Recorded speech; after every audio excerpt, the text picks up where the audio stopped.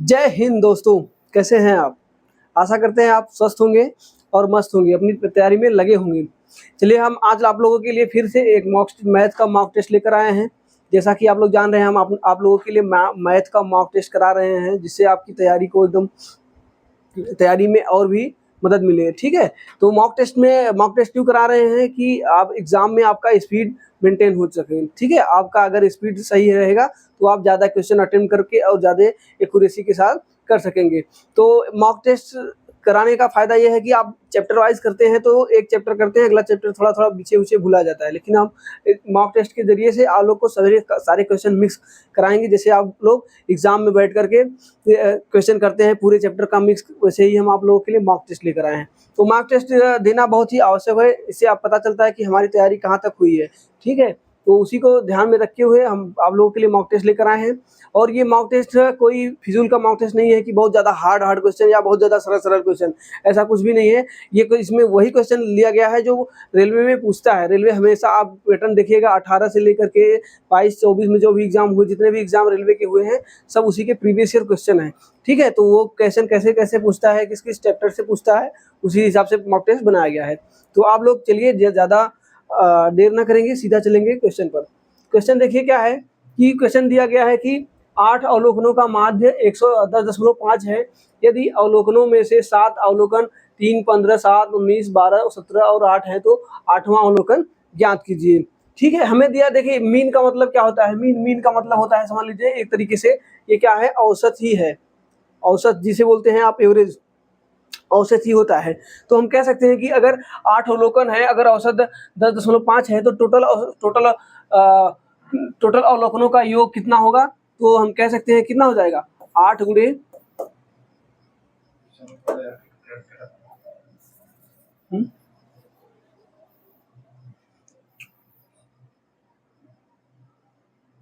चलिए देखिए 8 अवलोकनों का अगर 10.5 है ना, सॉरी 10.5 दिया गया है। अगर एक का 10.5 है तो 8 का कितना हो जाएगा, गुणा कर देंगे। गुणा करेंगे तो हमारे ये कितना निकल, ये क्या निकल के आएगा, 8 अवलोकनों का योग निकल के आएगा। 8 अवलोकनों का योग निकालने के लिए हमें औसत से संख्या से गुणा करना पड़ेगा। तो 8 पंचे 40, ठीक है, 8 शून्य शून्य, मतलब ये हो जाएगा 4.8 का 8।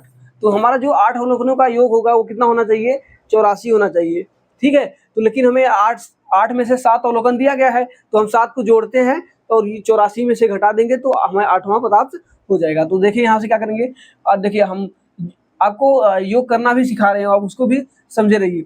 यहाँ पे देखिए 15 और 3 कितना होता है, 18 होता है। और इसको भी हम 18 लें, इसको भी 18, क्योंकि 19 और 17 को एक दे देंगे तो 18, 18 3 54 ये हो गया, और ये 7 और ये 12, 12 7 19। तो यहाँ पे देखिए ये 18, इसको हम 18 बनाए थे, इसको भी 18 लिए थे, इसको 17 और एक 18 हो गया, 1 18 2 18 3 18, और यहाँ पे 12 7 19।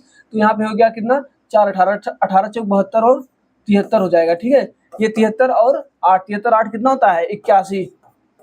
73 8 कितना हो रहा है, 81। इन सातों को जोड़ने पर कितना प्राप्त हो रहा है, 81। 84 में से 81 को माइनस करेंगे तो 3 प्राप्त होगा।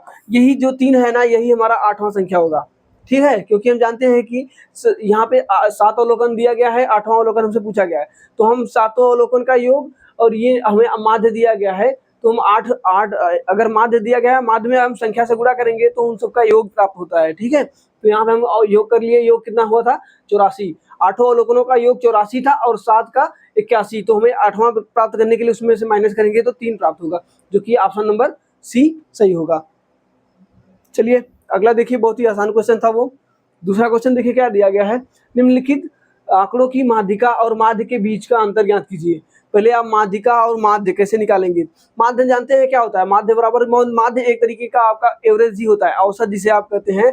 तो औसत क्या होता है, पदों का योग बटे पदों की संख्या, या अवलोकनों का योग बटे अवलोकनों की संख्या। तो पहले हम अवलोकनों का योग करते हैं। देखिए यहाँ से 12 और 20 कितना होता है, 32 3 35, 35 और 5 40, 40 50 54, 54 और 8 कितना होगा, 54 और 8 होगा 62, 62 और 15, 62 और 15 कितना हो जाएगा, 62 और 15 कितना हो जाएगा, 67 और 77 हो जाएगा। 62 15 कितना हो जाएगा, 77 हो जाएगा। कितने संख्या है, 1 2 3 4 5 6 7, 7 संख्याएं हैं तो हम 7 से भाग देंगे तो हमारा जो मीन निकल के आएगा, ठीक है, मीन निकल के आएगा वो कितना आएगा 11। मीन निकालने के लिए क्या होता है, इनका योग बटे इनकी संख्या। तो यहाँ से हमारा अवलोकनों का मीन निकल के आ गया 11।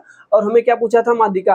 अब माध्यिका कैसे निकालते हैं, माध्यिका निकालने के लिए सभी अवलोकनों को हम या तो असेंडिंग या डिसेंडिंग, मतलब या बढ़ते हुए क्रम में या घटते हुए क्रम में पहले लिखते हैं। तो हम यहाँ से बढ़ते हुए क्रम में लिखते हैं। तो बढ़ते हुए क्रम में लिखने से क्या होता है, कैसे लिखा जाता है कि जब जो सबसे छोटा है उसे पहले लिखा जाता है। सबसे छोटा कितना है, 3 है, उसके बाद क्या है, 5 है, ठीक है, 5 के बाद कितना है, 8 है, 5 के बाद कितना आएगा, 8 आएगा, सही। 8 के बाद कितना आ जाएगा, 12 आएगा, 12 के बाद कितना आएगा, 14 आएगा, 14 के बाद 15, 15 के बाद 20, 1 2 3 4 5 6 7, ठीक है। ये हमारा क्या हो गया है, असेंडिंग या डिसेंडिंग में हो गया है। तो हमें माध्यिका निकालना है। माध्यिका हम जानते हैं, माध्यिका मतलब होता है बीच का। तो 3 इधर से हटाने के बाद ये बीच वाला कितना आ गया है, 12 आ गया है। हमसे पूछा गया है कि माध्यिका और माध्य के बीच का अंतर। माध्यिका का मान कितना है, 12, और माध्य का मान कितना है, 11। तो बराबर इनका अंतर कितना हो जाएगा, 1। यही हमसे पूछा गया था। एक ऑप्शन नंबर कौन सा है, देखिए ए ऑप्शन नंबर बी है, जो कि 1 है, ठीक है, यही सही होगा। चलिए अगला क्वेश्चन देखिए।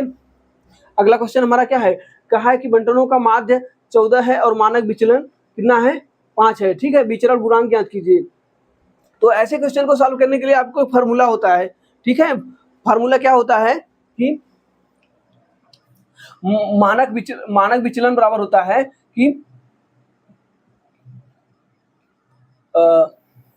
हमसे पूछा है विचरण गुणांक ना, तो विचरण गुणांक का फार्मूला होता है, एक विचरण गुणांक का फार्मूला होता है,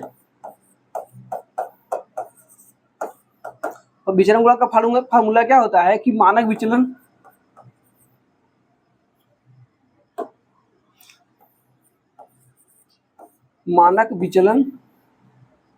कि हम यहाँ से थोड़ा सा और छोटा करते हैं।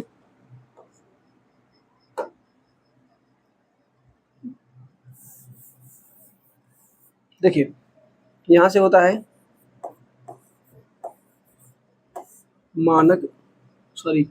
विचरण गुणांक है ना, विचरण गुणांक हमसे पूछा गया है। तो देखिए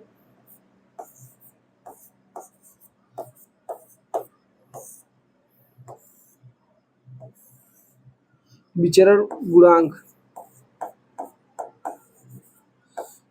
बराबर क्या होता है कि मानक विचलन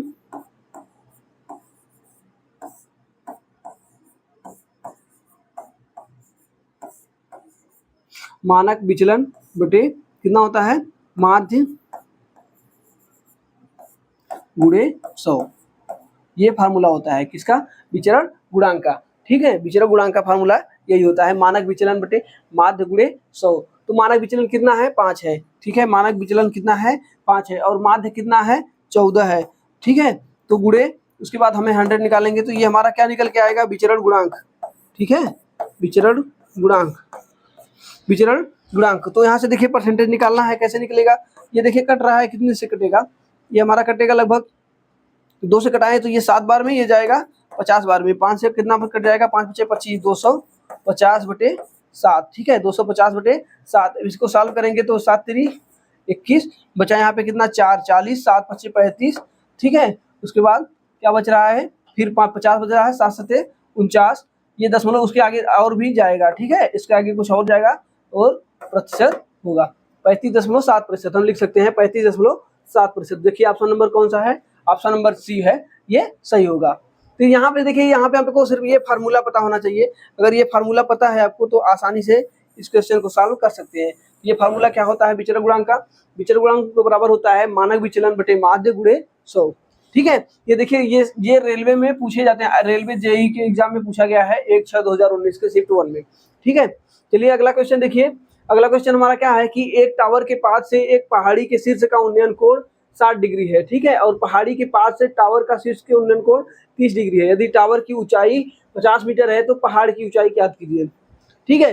तो देखिए इस टाइप के क्वेश्चन, ये है हाइट एंड डिस्टेंस का फार्मूला, हाइट एंड डिस्टेंस से क्वेश्चन बना है। तो इस तरीके के क्वेश्चन को सॉल्व करने के लिए आप लोगों को फिगर ड्रा करना आना चाहिए। अगर आप फिगर ड्रा कर लेंगे तो इस क्वेश्चन को बहुत ही आसानी से लगा सकते हैं। थोड़ा हम फिगर ड्रा करने के लिए क्वेश्चन को थोड़ा छोटा करते हैं और फिर आपको समझाते हैं। क्वेश्चन आप लोग पढ़ लीजिएगा। देखिए कह रहा है कि मान लेते हैं कोई क्या है, टावर है। मान लेते हैं एक कोई टावर है और एक मान लेते हैं यहाँ पे कोई एक पहाड़ है, ठीक है, एक टावर है और एक पहाड़ है। तो देखिए हमने यहाँ पे इस पहाड़ को थोड़ा ज्यादा हाइट लिया है और ये क्या नाम है, टावर को थोड़ा कम लिया है। क्यों लिया है, क्योंकि यहाँ पे देखिए कहा है कि एक टावर के पाद से एक पहाड़ी की शीर्ष का उन्नयन, पहाड़ी का शीर्ष का उन्नयन कोण कितना है, 60 डिग्री है। और उसके और यहाँ मतलब इसके कहने का मतलब है यहाँ से ये वाला जो कोण बन रहा है ना, यहाँ पे जो कोण बनेगा ये वाला बन रहा है कितना, 60 डिग्री। और कह रहा है कि टावर के शीर्ष का उन्नयन कोण 30 डिग्री बन रहा है। तो जो यहाँ पे कोण बन रहा है, देखिए ये वाला कोण जो बन रहा है कितना बन रहा है, 30 डिग्री, ठीक है। और क्या दिया गया है, यदि हमें टावर की ऊंचाई दी गई, टावर को अगर हम ये मान रहे हैं टावर की ऊंचाई मान ले कितना हो जाएगा, 50 मीटर, ठीक है। तो पहाड़ी की ऊंचाई हमें इसकी ऊंचाई पूछी गई है। तो अब देखिए ये वाला फार्मूला हमारा ये वाला बन गया है। हम कह सकते हैं कि देखिए क्या होता है कि पहले आप लोग थोड़ा सा एक रेशियो जान लीजिए कि कभी भी आपको त्रिभुज में कभी भी एक समकोण अगर त्रिभुज बन रहा है, ठीक है, और यहाँ पे अगर 30 और 60 का अनुपात है, मान लेते हैं ये 30 है और ये 60 है, ठीक है, 30 है और ये 60 है। तो इनके बीच में अनुपात होता है, क्या होता है कि अगर 30 के सामने अगर 1 है तो 60 के सामने क्या हो जाएगा, कड़ी में 3 हो जाएगा। ये रेशियो बनता है, ठीक है, 1 और कड़ी में 3। तो इसी तरीके से यहाँ पर देखिए कि अगर ये 50 है तो ये 30 के सामने 50 है तो यहाँ पे क्या बनेगा, 60 बनेगा। तो 60 के सामने क्या हो जाएगा, 50 कड़ी में 3 हो जाएगा, ठीक है, 50 कड़ी में 3 हो जाएगा। तो इसी प्रकार देखिए ये देखिए ये यहाँ पे अगर 60 बन रहा है तो यहाँ पे कितना बनेगा, 30 बनेगा। 30 के सामने अगर 50 कड़ी में 3 है तो 60 के सामने कितना हो जाएगा, 60 के सामने हो जाएगा 50 कड़ी में 3 गुणे कड़ी में 3, क्योंकि एक कड़ी में 3, ए का मान तो 50 कड़ी में 3 पहले से ही है। तो देखिए यहाँ पे एच का मान कितना निकलेगा आएगा, कड़ी में 3 का गुणा कड़ी में 3 से होगा तो 50 गुणे कितना हो जाएगा, 3 बराबर कितना हो जाएगा, 150 मीटर। तो यहाँ पे देखिए जो पहाड़ की ऊंचाई आएगी कितनी आएगी, 150 मीटर, जो कि देखिए ऑप्शन नंबर कौन सा है, ऑप्शन नंबर डी है, ठीक है। तो कुछ नहीं करना था, यहाँ पे फिगर ड्रा करना था। बाकी आप लोग रेशियो एक जानते हैं कि 60 और 30 का जो रेशियो बनता है 1 और कड़ी में 3, अगर 30 के सामने 1 है तो 60 के सामने कितना हो जाएगा, कड़ी में 3। बस इसी रूल से हम इस क्वेश्चन को सॉल्व कर लिए। हमें देखिए सिर्फ और सिर्फ एक का हाइट दिया गया था, दूसरे का हाइट पूछा गया था। तो आप लोग ट्रिग्नोमेट्री पढ़े होंगे और हाइट एंड डिस्टेंस पढ़े होंगे, तो आप लोग को ये वाला रूल पता होगा, जब 30 के सामने 1 होता है तो 60 के सामने कड़ी में 3 होता है। बस ठीक है, रेशियो ये वाला रेशियो अगर आप लोग को याद है तो इस क्वेश्चन को बहुत ही आसानी से लगा सकते हैं। चलिए देखिए अगला क्वेश्चन क्या है। अगला क्वेश्चन दिया गया है कि एक त्रिभुज की भुजाओं की लंबाई 5 सेमी, 7 सेमी और 10 सेमी है, त्रिभुज का क्षेत्रफल ज्ञात कीजिए। ठीक है, देखिए पहले तो हमें चेक, जब भी आपको इस तरीके का क्वेश्चन मिले त्रिभुज का क्षेत्रफल ज्ञात करने के लिए, तो आप चेक कर लीजिए कि त्रिभुज कैसा है। देखिए कभी कभी आप लोग को पता चल जाएगा कि त्रिभुज समकोण त्रिभुज है या कोई समबाहु त्रिभुज है, या कैसा त्रिभुज है। त्रिभुज की प्रकृति अगर आप लोग को पता चल जाए तो क्वेश्चन अलग अलग आसानी से बना सकते हैं। बाकी आप लोग को एक फार्मूला पता होगा, हीरोज फार्मूला। हीरोज फार्मूला क्या होता है, हीरोज फार्मूला ये होता है कि रूट में एस माइनस ए, एस माइनस बी और एस माइनस सी, ठीक है, ये एक हीरोज फार्मूला होता है क्या, त्रिभुज के क्षेत्रफल का।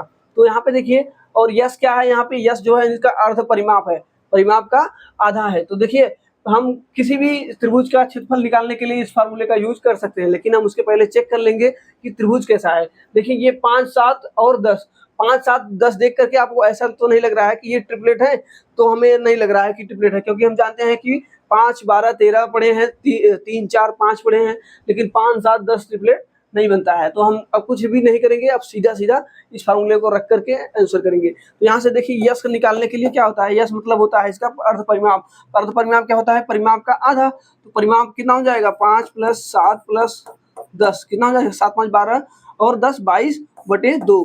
परिमाप का आधा करेंगे तो 22/2। 22/2 का मान कितना हो जाता है, 22/2 का मान होता है 11। 11 कितना आ जाएगा, 11 सेमी। ठीक है, ये क्या आ गया, उसका यस का मान आ गया। अब हमें हमें त्रिभुज का क्षेत्रफल ज्ञात करना है। तो त्रिभुज का क्षेत्रफल हीरोज फार्मूला लगाएंगे। तो यस माइनस ए, यस का मान कितना है 11, तो हम रखेंगे 11 गुणे 11, यस माइनस ए मतलब 11 में से ए को, मतलब ए का मान कितना है 5 है, 5 को घटाएंगे तो कितना हो जाएगा, 11 में से 5 घटाएंगे तो कितना होगा, 6 होगा। ठीक है। उसके बाद क्या होगा, s माइनस बी, 11 में से b को घटाएंगे, b मतलब 7, 11 में से 7 को घटाएंगे तो आएगा हमारा 4 आएगा। उसके बाद क्या हो रहा है, s माइनस सी, s के मान 11 है और c को घटाएंगे तो कितना आ जाएगा, 1 आएगा, क्योंकि 11 में से 10 को घटाएंगे तो 1 प्राप्त होगा। अब देखिए यहाँ से हमें हमारा कुछ बन रहा है, तो अब हम ये देख रहे हैं कि 11 से का 66 और ये 4 बन रहा है, ठीक है। तो त्रिभुज का जो क्षेत्रफल होगा, हम जानते हैं कि ना तो 11 अभी हमारा पूर्ण वर्ग है, ना ही 6 है, लेकिन ये 4 एक पूर्ण वर्ग है, पूर्ण वर्ग है, तो इसको हम 4 को बाहर निकालेंगे तो क्या बनेगा, 4 को बाहर निकालेंगे तो बनेगा 2 और रूट में कितना बचेगा, 66। अब ये 66 बाहर नहीं आएगा तो 2 रूट 66 यही हो जाएगा त्रिभुज का क्षेत्रफल, जो कि ऑप्शन नंबर बी है। तो हम ये ऑप्शन को देखते हुए भी इस क्वेश्चन को सॉल्व करेंगे।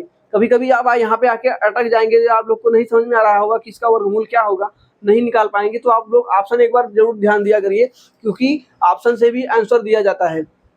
तो ऑप्शन में देखिए 2 रूट 6 बन रहा था, हमने 2 रूट 6 बना दिया, 2 रूट 66 बना दिया तो बन गया।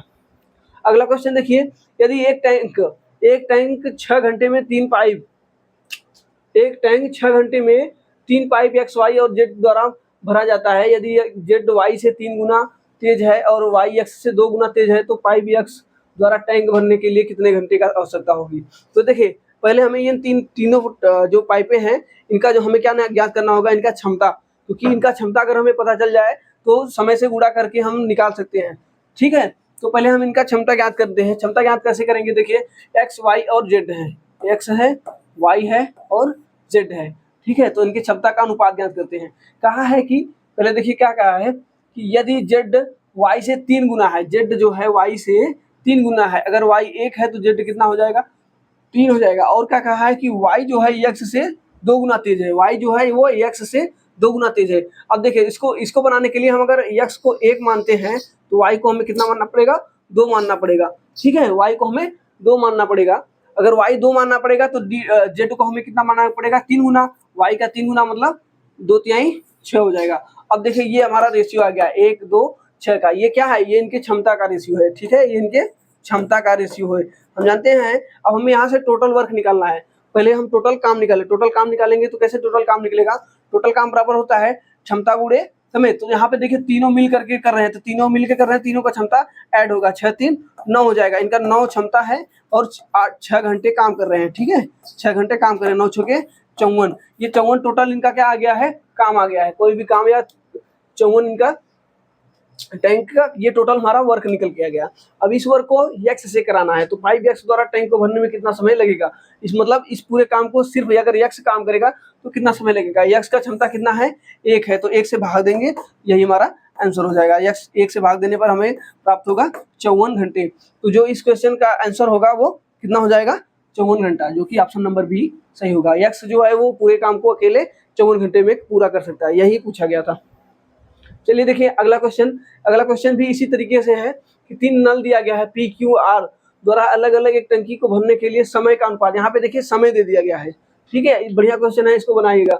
इनमें से कौन सा नल सबसे तेज होगा, लॉजिक समझिएगा, जो नल सबसे तेज होगा वो सबसे कम समय लेगा, ठीक है, क्योंकि हम जानते हैं कि काम अगर समान करना है और जिसकी क्षमता ज्यादा होगी वो कम समय लेगा, जो सबसे कम समय लिया है वही सबसे तेज होगा। तो देखिए यहाँ पे पी क्यू आर को ये होता है पी का, ये हो जाएगा क्यू का, ये हो जाएगा आर का। तो देख रहे हैं सबसे कम कौन लिया है, क्यू लिया है, तो बस हम इसको लगाने की कोई आवश्यकता ही नहीं है, हम सीधा क्यू को देखेंगे, जो ऑप्शन नंबर सी है। क्यू जो है वो सबसे तेज है, जो सबसे कम समय लेगा वही सबसे तेज होगा, क्योंकि काम समान कर रहे हैं, सब लोग काम बराबर कर रहे हैं। देखिए अगला क्वेश्चन, चरण और रजत का वेतन 5 और 4 के अनुपात में है, यदि प्रत्येक के वेतन में 3000 की वृद्धि होती है तो नया अनुपात 6:5 हो जाता है, तो चरण का वेतन ज्ञात कीजिए। इस तरीके के क्वेश्चन को लगाने के लिए देखिए क्या करना होता है कि हमें दिया गया है चरण और रजत का, तो चरण का हम कर दें कि 5x, ठीक है, और रजत का कितना हो जाएगा 4x। इसमें भी अगर हम 3000 जोड़ दें और इसमें भी हम अगर 3000 जोड़ देते हैं तो हमारा जो नया अनुपात निकल के आता है वो कितना आता है 6/5, 6:5 या 6/5। अब इसका गुणा यहाँ पे करके हम x का मान निकाल लेंगे, वही हमारा, उसी से हम पता चल जाएगा कि चरण का वेतन क्या है और चरण का वेतन कितना है। चरण और रजत के वेतन का अनुपात कितना है, 5 और 4 है, बस यही, मतलब 5x और 4x है, बस इसको हमें निकालना है। तो हमें किसका निकालना था, चरण का, तो चरण का मान हमें 5x का मान, हमें 5x का मान निकालना है। तो कैसे निकलेगा देखिएगा, यहाँ पे देखिए 5 का गुणा करेंगे तो ये हो जाएगा 25x, और यहाँ से 5 जाए 15,000 हो जाएगा, और यहाँ पे देखिए क्या हो जाएगा, 6 चौके 24x, ठीक है, प्लस कितना हो जाएगा 36 18,000। तो देखिए इस 15,000 को इस तरफ ले जाते हैं, 24x को इस तरफ ले जाते हैं, 25 में से 24 जाएगा तो कितना बचेगा, ये x बचेगा, और ये 15,000, 18 में से 15,000 जाएगा तो कितना बचेगा 3,000। x का मान अगर हमारा 3 आ गया है तो 5x का मान हमसे पूछा गया है, क्योंकि चरण का जो अनुपात है वो कितना है 5x, तो 5 गुणे 3,000, 3,000 से गुणा करेंगे तो 5 तिहाई कितना हो जाएगा 15,000। तो चरण का जो वेतन होगा कितना है 15,000, जो कि ऑप्शन नंबर कौन सा होगा, ऑप्शन नंबर ए सही होगा। देखिए ये सारे के सारे क्वेश्चन में बहुत ज्यादा कुछ लॉजिक नहीं है, बस आप लोगों को थोड़ा थोड़ा मेथड आपको सिखाते रहेंगे। देखिए जैसे इस क्वेश्चन को सॉल्व करने के लिए हमें क्या दिया था, उनका अनुपात दिया था, उन अनुपात को यूज कैसे करेंगे, 5x और 4x है, उसमें सब में दोनों में 3,000 ऐड किए तो नया अनुपात 6 और 5 बन गया। बस इस समीकरण को हल करके x का मान निकाल लिए, अगर हमें x का मान पता चल जाए तो इनका जो भी हमसे पूछा गया है आसानी से बता सकते हैं। चलिए अगला क्वेश्चन देखिए क्या है, 3 और 5 के प्रत्येक पद में ऐसी कौन सी संख्या जोड़ी जाए जिसमें अनुपात 5 और 6 हो जाए। देखिए इस क्वेश्चन को सॉल्व करने के लिए सिर्फ और सिर्फ सबसे आसान तरीका है कि ऑप्शन मेथड यूज करिए, और कोई ऑप्शन, और जो इसका मेथड है उसको लगाने में बहुत समय लगेगा, बहुत ज़्यादा लेंदी हो जाएगा, आप इधर उधर भटकेंगे। सबसे आसान है कि आप चेक कर लीजिए। देखिए अगर हम 7 जोड़े, प्रत्येक में ऐसी कौन सी संख्या जोड़ी जाए, अगर देखिए पहला ऑप्शन उठाते हैं, 7 में 3 जोड़ेंगे, 7 3 10 हो जाएगा, और 5 जोड़ेंगे तो 7 5 12 हो जाएगा, 10 और 12, जो कि अनुपात में कितना होना चाहिए 5 और 6, 5 यहाँ से 2 से कटाएंगे तो 5 और 6 बन रहा है। देखिए हमने पहले ऑप्शन उठाया और पहला ही सही हो गया, तो इसको ऑप्शन मेथड से ही हल करना ही सबसे ज्यादा बुद्धिमानी कहलाएगी। ठीक है, परीक्षा में हमें समय बचाना है और एक्यूरेसी के साथ करना है, तो हम देखिए यहाँ से समय बचा लिए और 100% इस क्वेश्चन का आंसर ए करके रख दिए। अगला देखिए, अगला क्वेश्चन कहा है कि एक महिला अंकित मूल्य पर 24% छूट के साथ एक कार खरीदती है और इसे अंकित मूल्य से 20% अधिक पर बेचती है, तो इसका प्रतिशत लाभ ज्ञात कीजिए। ठीक है, देखिए मान लेते हैं कि उसका अंकित मूल्य कितना है 100, ठीक है, कह रहा है कि उस पर 24% छूट के साथ खरीदती है, तो 24% छूट के साथ खरीदेगी तो कितने का खरीदेगी, 76 रुपये का खरीदेगी, और कह रहा है अंकित मूल्य के 20% अधिक पर बेच रही है, अंकित मूल्य पे 20% अधिक कितने बेचेगी 120 पे, तो कितने का अंतर होगा, देखिए यहाँ पे कितने का 24 और 20 कितना हो जाएगा 44 का अंतर हो जाएगा। कितने पर उसका प्रॉफिट निकालने के लिए 44 का उसे फायदा हो रहा है, 44 का फायदा कितने पे हो रहा है 76 पे हो रहा है। हम जानते हैं कि हमेशा प्रॉफिट निकालते हैं उसके कास्ट प्राइस पे, तो कास्ट प्राइस के लिए क्या कौन सा होगा, ये हमारा कास्ट प्राइस होगा, सीपी होगा, सॉरी ये हो जाएगा सीपी और ये हो जाएगा एसपी, क्योंकि वो 120 में बेच रही है, तो यहाँ से परसेंटेज निकालने के लिए 100 से गुणा करना पड़ेगा। अब इसी को सॉल्व करिए, यहाँ पे देखिए इसे बना देंगे 22 और इसे बना देंगे 38 गुना 76, ठीक है, और कुछ कटा सकते हैं, फिर हाँ कटा सकते हैं, बिल्कुल 11 हो जाएगा और ये बन जाएगा 19, ठीक है, तो यहाँ से हो जाएगा 1100/19, तो देखिए 19 तो सभी में आ रहा है, तो अब क्या करें, कटा के देखते हैं, 19 से कटाएंगे तो 19 से 19 से 95, 19 का 114 होता है, तो ये जाएगा कितनी 5 बार में, ठीक है, ये 5 बार जाएगा, तो देखिए ये वाला ऑप्शन तुम्हारा गलत हो जाएगा, ये वाला भी ऑप्शन बहुत ज़्यादा दूर है, ठीक है। उसके बाद बच रहा है कितना 19 से 95, ठीक है, 95 हो गया, तो बचा कितना 15, मतलब 150, 19 सत्ते 133, 19 अट्ठे 152 होता है, 19 सत्ते 133, 7 बार और जाएगा, और बच रहा है कितना, 7 बार जाने के बाद बच रहा है, यहाँ पे बच रहा था 150, 19 सत्ते 133, ठीक है, 133 में बचेगा कितना 17 बार, तो यहाँ पे बचाएगा 17, 57 सही 17/19, ठीक है, 57 सही 17/19% का इसे क्या हुआ है प्रॉफिट हुआ है, जो कि देखिए कौन सा है 57 सही, सॉरी ये हम कहाँ से कर दिए हैं, ये वाला ऑप्शन नंबर बी सही होगा, ठीक है, ऑप्शन नंबर बी सही होगा, 57 सही 17/19, ठीक है। चलिए अगला देखिए, अगला क्वेश्चन क्या है, अगला क्वेश्चन कहा है कि 33 मीटर का कपड़ा बेचने पर एक रानी को 11 मीटर कपड़े के विक्रय मूल्य के बराबर का लाभ प्राप्त होता है, उसका लाभ प्रतिशत ज्ञात कीजिए। जब भी आप लोगों को कह दे कि विक्रय मूल्य के बराबर प्राप्त हो रहा है, तो मतलब उसमें जो ये 33 है, 33 में उसको 33 में लाभ प्राप्त हो चुका है, तो हम कह सकते हैं उसको उसका जो कास्ट प्राइस होगा वो कास्ट कितना मतलब माना जाएगा, 33 में से 11 को माइनस करेंगे कितना हो जाएगा 22। ठीक है, कितने का प्रॉफिट हुआ है, प्रॉफिट कितने का हुआ है 11 का, कितने पर 22 पे। ठीक है, जो देखिए कभी भी आप लोगों को ऐसा कह दे कि उसे विक्रय मूल्य के बराबर लाभ हो रहा है, तो हमारा जो सीपी निकल के आएगा, सीपी जो निकल के आएगा वहाँ पे देखिए 33 माइनस जो प्रॉफिट हुआ है उसको हम माइनस करेंगे तो यहाँ पे हमारा सीपी निकलेगा। तो सीपी हमारा कितना निकल के आएगा 22 हुआ है, और जो प्रॉफिट हुआ है कितने का हुआ है 11 मीटर का, तो हम कह सकते हैं 11/22, 11 लाभ हुआ है कितने पर 22 पे। प्रतिशत निकालने के लिए 100 से गुणा करेंगे, 11 से 11 कटाएंगे 2 बार, 2 से कटाएंगे तो ये 50%। तो जो कि हमारा आंसर निकल के आएगा कितना होगा, उसे 50% का प्रॉफिट होगा। ठीक है, 33 मीटर कपड़ा बेचने पर उसे 11 मीटर का लाभ हो रहा है, तो उसकी जो प्रॉफिट होगी वो कितनी हो जाएगी 50% की, जो कि देखिए आरआरबी एनटीपीसी 19/1/2021 में पूछा गया है। ये मेंस का क्वेश्चन है, बढ़िया क्वेश्चन है। आप लोग को अगर लॉजिक पता रहेगा तभी इस क्वेश्चन को सॉल्व कर पाएंगे, नहीं तो नहीं कर पाएंगे। यहाँ पे देखिए की पॉइंट क्या था कि जो 33 मीटर कपड़ा बेचा गया है ना, और ये 11 मीटर का लाभ हुआ है, ये क्या हुआ है विक्रय मूल्य पर हुआ है, इसलिए हम जो विक्रय मूल्य है उसी में से घटा करके लिख लिए, वहां से सीपी निकाले। हमें सीपी और प्रॉफिट पता हो जाए तो हम परसेंटेज निकाल सकते हैं। अगला देखिए, अगला क्वेश्चन कहा है कि 9 वस्तुओं का विक्रय मूल्य 15 वस्तुओं के क्रय मूल्य के बराबर है, इस लेन देन में निम्न में से क्या हुआ है, हानि हुई है या लाभ हुई है। ठीक है, तो देखिए इस तरीके के क्वेश्चन को लगाने के लिए क्या होता है, 9 वस्तुओं का विक्रय मूल्य, हम कह सकते हैं कि 9 वस्तुओं का एसपी बराबर 15 वस्तुओं का, मतलब 15 वस्तुओं का क्या सीपी, ठीक है, के बराबर है। तो यहाँ पे देखिए सीपी और एसपी का रेशियो निकालें, सीपी और एसपी का रेशियो निकालें। यहाँ पे 3 त्रिका 9 और 3 5 15, तो यहाँ पे सीपी और एसपी का अगर रेशियो निकालें, सीपी के सामने वाला सीपी होता है, ये सीपी कितना हो जाएगा 3, एसपी कितना हो रहा है 5। तो देखिए 3 का खरीद के 5 का बेच रहा है, तो इसे 2 का प्रॉफिट हुआ है। तो ठीक है, प्रॉफिट हुआ है तो हानि हानि वाला तो हमारा कैंसिल हो जाएगा। ठीक है, यहाँ हुआ है लाभ, कितने पे हुआ है 3 पे। ठीक है, गुणे 100, 2/3 क्या बनता है, 2/3 बनता है हमारा लगभग 66%। ठीक है, तो 66.66% बनता है। ठीक है, 66 कटाएंगे तो आप 66.66% का क्या होगा, उसे लाभ होगा, जो कि ऑप्शन नंबर बी सही होगा। कुछ नहीं करना था, अब लोग को बस इक्वेशन बनाना है, सीपी के सामने सीपी, एसपी के सामने एसपी, बस।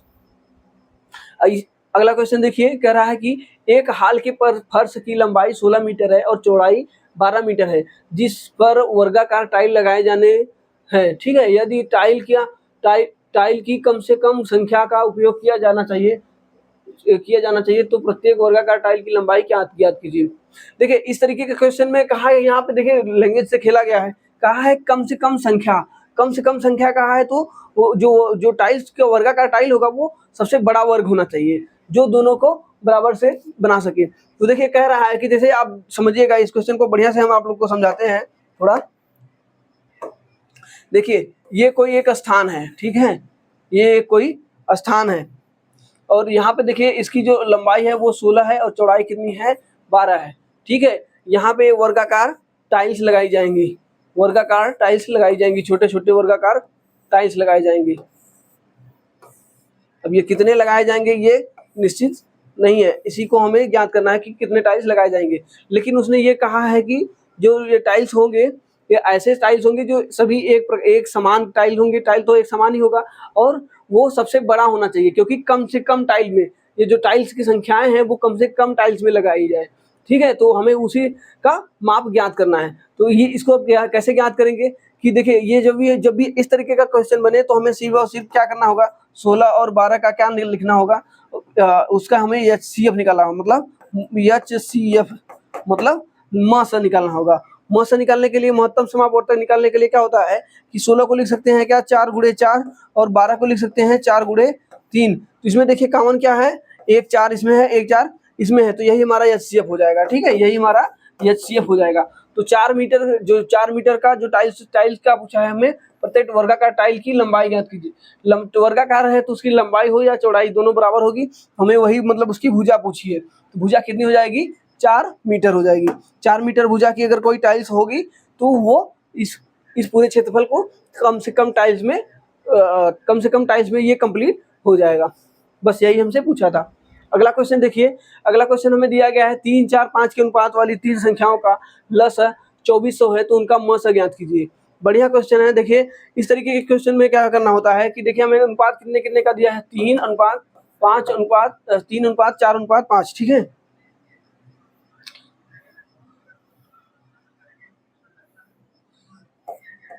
तीन अनुपात 4 अनुपात 5, ठीक है। देखिए एक्स्ट्रा ले लेला 3 अनुपात 4 अनुपात 5, ठीक है। ये हमारी कोई संख्या है। इनका अगर हम एलसीएम निकालें तो देख रहे हैं इनका कोई एचसीएफ कॉमन हो रहा है। एचसीएफ इनका कितना है, एचसीएफ अगर इनका निकाले तो एचसीएफ क्या है इनका 1 है, और इनका एलसीएम कितना हो जाएगा, एलसीएम इनका इन सबका मल्टीप्लाई हो जाएगा। तो मल्टीप्लाई क्या हो जाएगा, देखिए 3 चौके 12 पंचे 60, ठीक है। 60 इसका क्या हो जाएगा, एलसीएम हो जाएगा। 60 का मान हमें दिया गया है कितना, 2400, ठीक है।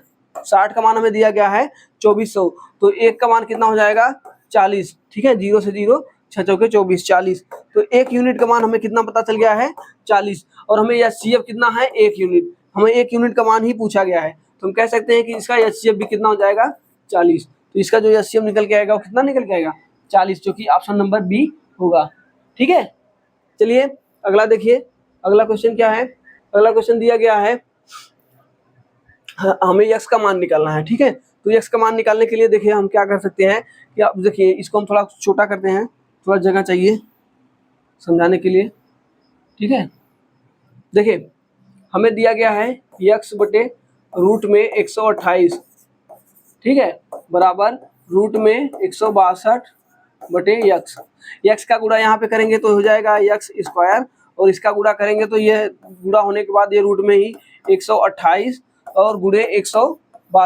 128 को लिख सकते हैं क्या, 16 अट्ठे 128, 16 अट्ठे 128 लिख सकते हैं, और गुणे ये सब क्या है रूट में ही है, और इसको लिख सकते हैं 16 नवैया 16 गुणे 9, ठीक है। यही हम लिख सकते हैं 16 अट्ठे 128, 16 नवैया 16 सत्ते 112, 16 अट्ठे 128, 162 को 16 नहीं यार 18 गुणे 8, यही लिख सकते हैं ना, 18 गुणे 8। कुछ गलत हो रहा है क्या, 18 अट्ठे 144, 18 नवैया 18 में 9 का करेंगे तब आएगा, ठीक है। 18 में 9 का गुणा करेंगे तो हमारा ये निकल के आएगा। और हम क्या कैसे तोड़ सकते हैं, देखिए हम क्या क्या इसमें कॉमन क्या कर ले सकते हैं। देखिए यहाँ से इसको लिख सकते हैं 8 गुणे 2, और यहाँ पे ये 8 पहले से ही हम 8 को बाहर निकालना चाहते हैं, और यहाँ पे लिख सकते हैं 9 गुणे 2 और गुणे 9, ठीक है। अब देखिए अब यहाँ पे देखिए जो जो जोड़ा बन रहा है निकल जाएगा, 1 8 का जोड़ा यहाँ बना, 2 का जोड़ा यहाँ बना, 9 का जोड़ा यहाँ बना, तो जो हमारा निकल के आया है एक्स स्क्वायर बराबर कितना निकल के आया है, 2 में से 1 निकलेगा 8, उसके बाद क्या बन रहा है 2 निकलेगा, ठीक है, उसके बाद क्या निकलेगा 9 निकलेगा, तो हो रहा है कितना एक्स स्क्वायर बराबर 8 दूनी 16 9 144, तो x का मान हमें पूछा है, x का मान कितना हो जाएगा 12, 144 का वर्गमूल क्या होता है 12 होता है, तो x का मान हमारा कितना निकल के आया 12, हमसे x का मान ही पूछा गया था, तो देखिए ऑप्शन नंबर बी सही होगा, ठीक है। कैलकुलेशन था बस, यहाँ पे थोड़ा सा आप लोग को सेट करना है, आप कैसे भी सेट कर सकते हैं, 128 और 162 को सेट करके बाहर निकालेंगे तो x का मान निकल जाएगा। अगला क्वेश्चन देखिए, अगला क्वेश्चन दिया गया है कि सरल कीजिए 3 प्लस कड़ी में 8 प्लस 3 माइनस कड़ी में 8। देखिए इस तरीके के क्वेश्चन को सॉल्व करने के लिए आप लोगों का एक मेथड होता है प्रमेयीकरण। प्रमेयीकरण क्या होता है, देखिए हम इस क्वेश्चन को सॉल्व करते हैं। पहले हम इस क्वेश्चन को लिखते हैं, देखिए थोड़ा जगह चाहिए हमें। देखिए कहा है 3 प्लस कड़ी में 8, ठीक है। अगला क्या है, अगला है हमारा 1/3 माइनस कड़ी में 8। किसी भी संख्या का परमेयीकरण करने के लिए चिन्ह बदलकर ऊपर नीचे गुणा होता है, ठीक है। और उसके बाद क्या है -6 प्लस, ये देखिए माइनस जो है कोष्टक के बाहर है, इसी को ध्यान रखना है, 4 कड़ी में 2, यही दिया है। अब देखिए अब हम सॉल्व करते हैं, यहाँ पे 3 प्लस कड़ी में इसको हम रहने देते हैं, 3 प्लस कड़ी में 8 रहने देते हैं, प्लस देखिए अब क्या होगा, यहाँ पे परमेयीकरण होगा, यहाँ पे अगर हम 3 प्लस क्या कर दें, 3 प्लस कड़ी में 8 से गुणा, और यहाँ भी 3 प्लस कड़ी में 8 से गुणा करेंगे क्या बनेगा, यहाँ बनेगा ऊपर बन जाएगा 3 प्लस कड़ी में 8, ठीक है, और नीचे क्या बनेगा 3 का स्क्वायर, 3 का स्क्वायर कितना होता है 9, क्योंकि a square minus B square 9, 8 का स्क्वायर करेंगे तो रूट बाहर हट जाएगा बस, ठीक है, 9 में से 8 जाएगा तो कितना हो जाएगा 1 हो जाएगा। और उसके बाद क्या है माइनस कोष्ठक में दिया गया है 6 प्लस 4 कड़ी में 2, 6 प्लस 4 कड़ी में 2। अब देखिए इसको सॉल्व करेंगे 9 में से 8 जाएगा तो 1 हो जाएगा, मतलब नीचे से हमें खत्म हो जाएगा। 3 प्लस कड़ी में 8, 3 प्लस कड़ी में 8 तो 3 कितना हो जाएगा 6 हो जाएगा, और ये कड़ी में 8 कितना हो जाएगा 2 कड़ी में 8, और उसके बाद माइनस 6 प्लस 4 कड़ी में 2। इसको हम इसलिए माइनस को गुणा नहीं कर रहे हैं क्योंकि हम देख रहे हैं कि ये देखिए 8 को हम क्या लिख सकते हैं, 8 को लिख सकते हैं 2 कड़ी में 2, 2 कड़ी में 2 लिखने के बाद ये 2 यहाँ पे आ जाएगा तो ये बनेगा 6 प्लस 2 में 2 का गुणा हो जाएगा 4 कड़ी में 2, 6 प्लस 4 कड़ी में 2 माइनस 6 प्लस 4 कड़ी में 2, ठीक है, तो इससे पूरा ये वाला कट जाएगा तो टोटल हमारा निकल के कितना आएगा 0, कितना निकलेगा 0, तो जो कि हमारा आंसर होगा क्या होगा 0 होगा। 0 कौन सा है, ऑप्शन नंबर सी है, ठीक है, इसमें कुछ नहीं था, इसमें प्रमेयीकरण का यूज था, बस आप लोग को प्रमेयीकरण आना चाहिए, आप आसानी से लगा सकते हैं। अगला क्वेश्चन देखिए, अगला क्वेश्चन भी हमारा बहुत ही सरल है।